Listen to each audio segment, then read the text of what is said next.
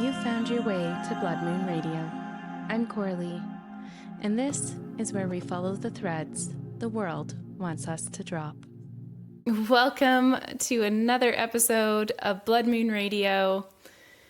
In keeping with celebrating the slowing down of winter, the slowness of the season, it seemed like a good time to do a little recap on what we've done so far with the show, where we're heading in the future, and looking back at some of the guests that we've been lucky enough to have on.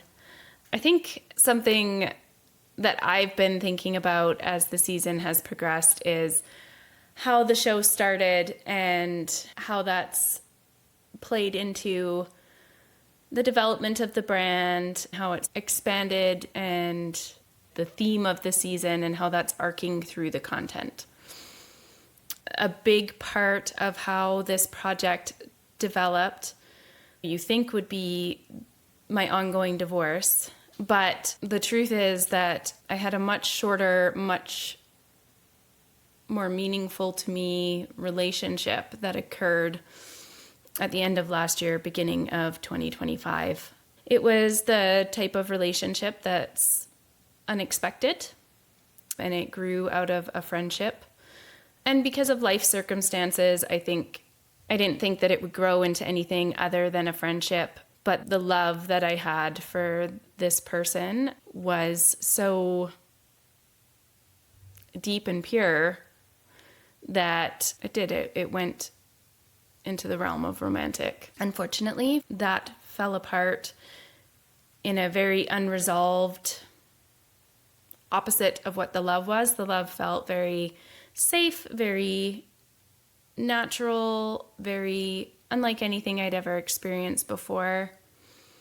And the falling apart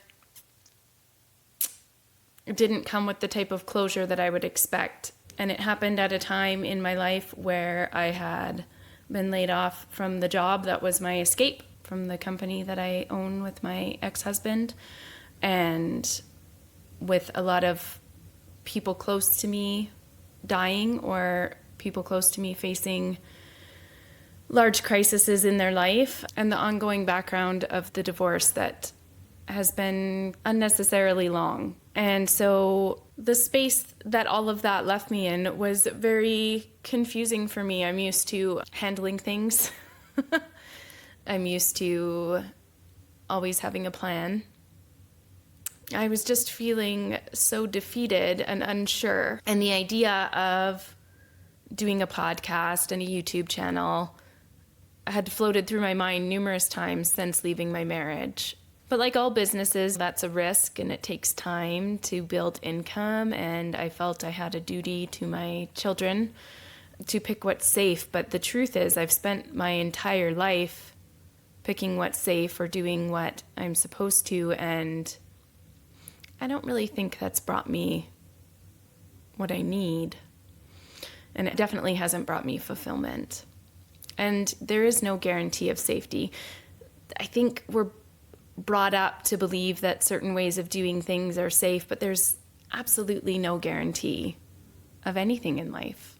And so the only thing that would get me moving forward was something that I could be passionate about and that felt meaningful, and that is how the podcast came about. I glossed over that in the first episode, and I've touched on it throughout other episodes, but I think I was nervous to share so much of myself for various reasons.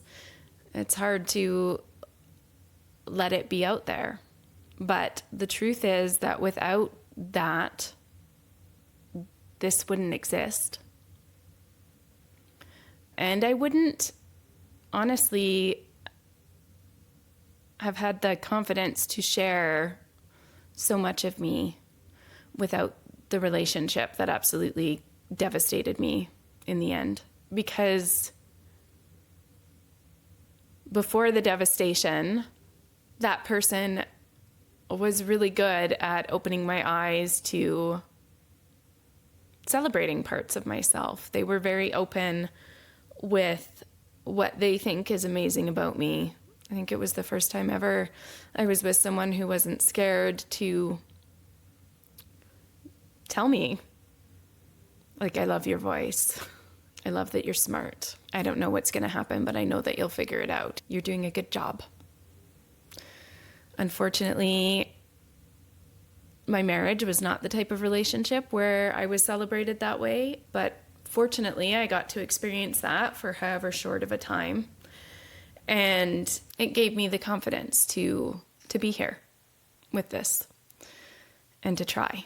So because the start of this was kind of dark, Empress Rising was a fitting theme, and it wasn't where I started, but it's where I intend to go. That theme is a manifestation of what needs to happen now in my life, regardless of how the divorce pans out or where things go for me, what happens. I need to and can and will rise up and deal with whatever is brought to me that I have to deal with to make a life for myself and my kids. One of the people who may not know that they really helped and encouraged things to come together is Jovita, who was our first special guest. She noticed my posts and my lead up to the podcast and reached out. We had known each other through writing, and I was very excited that she wanted to be on. I was very nervous to interview her, but honestly, she was the best first guest I could have had. And because of her personality, her openness, that interview was very easy and helped me get my sea legs under me, so to speak. She fits the theme of the season very well, having overcome addiction in her own life and continuing on that journey, and being someone who constantly pushes herself in ways to grow and also to share and be open in the hopes that it will have a positive impact on others. She did that with Drunk Mom, and I believe that her new memoir, which is about shame, will do the same thing. That experience with Jovita encouraged me to reach out to Melanie and Catherine. I met both of them through yoga, so I did have a relationship with them outside of the podcast, which also helped. So I'm lucky to have some people I know who have very interesting life experiences. And certainly that comfort of having outside relationships with them helped with the newness of the whole thing. Interspersed because of scheduling are the solo episodes, which are super fun to research. I'm a little bit nerdy. I love academics, and so getting to delve deeply into topics is a really fun part of the podcast for me. It's also a fun part of the membership areas, getting to do the little PDFs that I have back there, looking deeper into topics that guests have brought up or things that we've covered in the show is so much fun, and I'm so excited about it. And the solo episodes, I started to get more comfortable with, not only because I was enjoying researching them, but because I could see how, and I talked about this before, it's a little bit stifling to select guests that only fit with the theme of the season. And having the solo episodes allows the arc of the theme to carry through so that if an interesting guest pops up who isn't quite on the mark for what that season is about, but they fit the overall vibe, the overall theme, the overall exploration of the podcast as a whole, it's possible to interview them and capture their stories and hear what they have to say and bring that out into the world, which is amazing. Later in the season, I started to interview people who I did not know prior to the podcast. So I cold contacted Juliet when I saw her posting about Raven Tongue, her magazine, and Monica, I was researching and she popped up. They were both amazing for me to get to chat with because I found them both so interesting, so open. I love the witchy aspect of both of their episodes.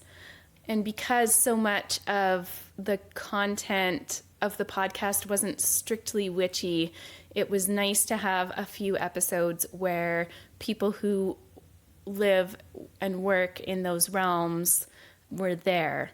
I do think overall the show is eclectic, much like myself.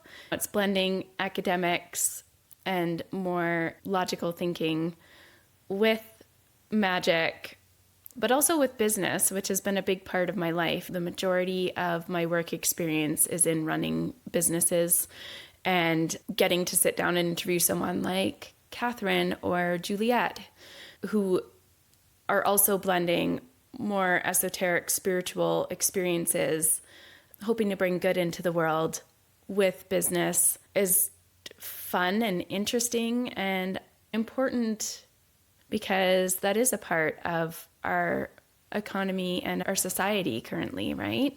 Witchcraft and spirituality are having a resurgence.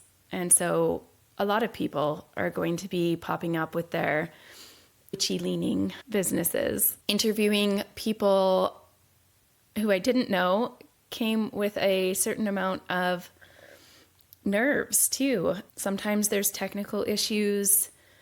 I edit and produce everything myself. And so when you have someone else coming in who you don't know and there may be a problem, it feels like a lot more pressure.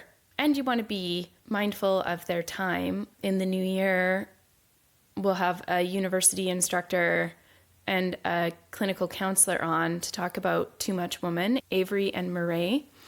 And scheduling with them was hard. Avery has a full-time teaching schedule. Murray has her practice, which is quite busy. And the idea that something technical may go wrong, cause a problem, and we either have to reschedule or I'm going to waste part of the interview time trying to figure it out is a little bit of pressure. So it's all growing pains, but expansion, growth, coming into yourself, learning, that is the theme of the entire season. Something that I've been excited for with the podcast, but hasn't happened too much yet, is we have the option for blood letters to be written where listeners can write in with their experiences or their questions or their stories. I love collaboration. I believe that we're here on this earth to connect and share with each other and help each other.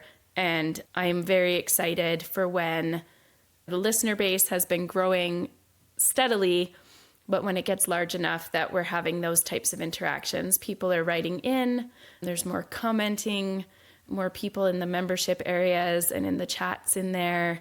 That's something that hasn't happened a whole lot in the first half of the first season that I'm really excited to see. So if you're out there listening and you've been thinking about interacting in some way or writing in, please do. I'm terribly excited for your letters and to hear what your life is like. Behind the scenes this year already, we've had some exciting collaborations and opportunities come up.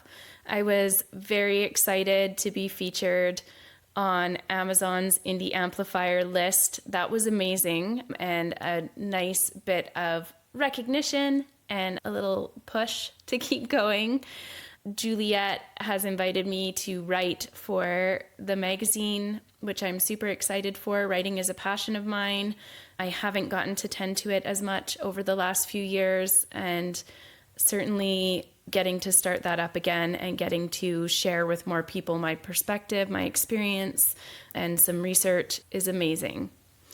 I am also lucky enough to have been accepted to teach a course at Monica's Obsidian Academy. I'll be teaching in February, and the subject is Reclaiming the Witch Wound, particularly talking about the wounding of voice and silencing of voice, which has been something that I've had to overcome in my life. I've had a few modeling opportunities come up, which is so fun. I love being in front of the camera and fashion and design in general. It's just been a chance to work in things that are all around fun, exciting, and very me. I think so little in life we take time to celebrate ourselves. I think we've fallen away from truly celebrating our gifts, our passions, whether we're good at them or not, that part doesn't matter. Just living and experiencing. And this has been a wonderful chance to do that and be immersed in it.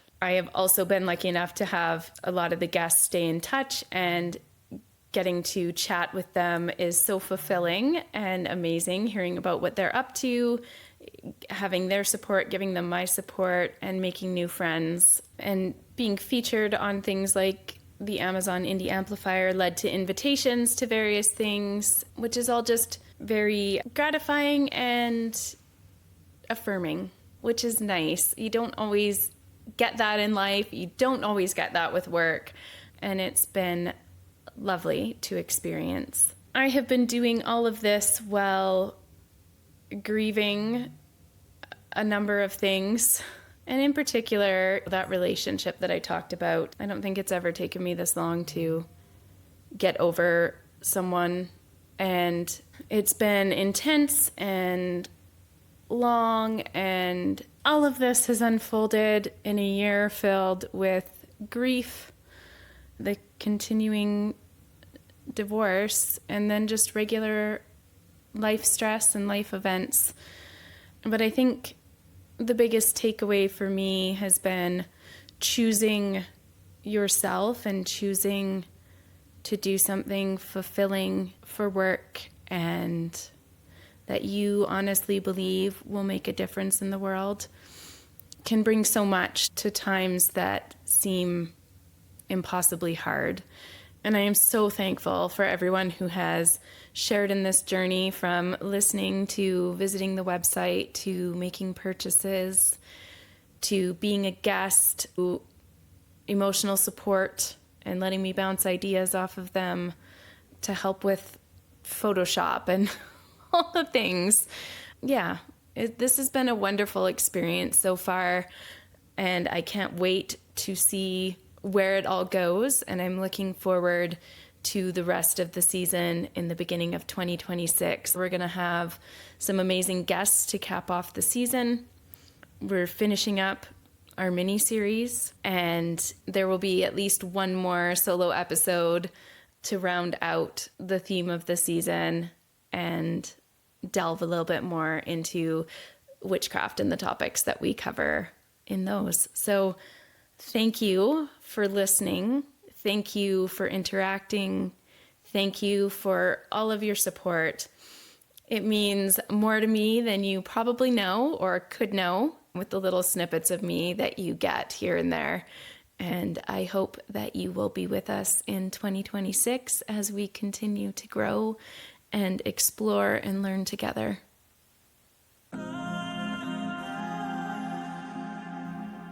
If you want to keep up with us at Blood Moon Radio, one of the best ways to do it is to sign up for our monthly newsletter, Moon Mail. Inside, you'll find special discounts and offers, what we've been up to for that month, as well as featured products and a whole lot of extra magic. You can find the sign-up form at www.bloodmoonradio.com. And until next time, remember, the truth echoes louder after dark, whispered, unfiltered, waiting to be touched. See you soon.